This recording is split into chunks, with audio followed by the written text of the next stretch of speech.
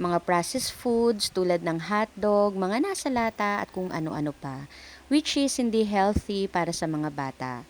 At dahil dyan, may recipe ako na madaling lutuin, masarap at no preservative added. Gusto mo rin ba?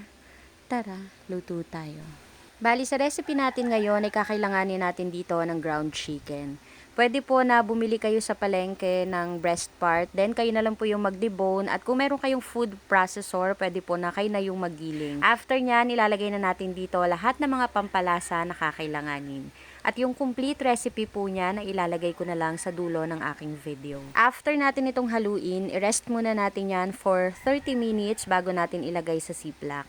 Kakailanganin natin dito ng ziplock kasi ito yung paglalagyan natin or paghuhulmahan ng ating gagawing chicken recipe. After nating mailagay lahat sa ziplock, ilalagay muna natin ito sa freezer na mga 2 hours bago natin hiwain. After nyan, pwede na nating itabi yan or ilagay dito sa mga microwavable container para i-stock at ilagay sa freezer. Sa pagluluto naman po nito ay dapat katamtamang lakas lang ng apoy yung gamit natin para hindi masunog at maluto hanggang loob. At ganun lang kadali, meron na tayong masarap na chicken stick na siguradong magugustuhan ng lahat.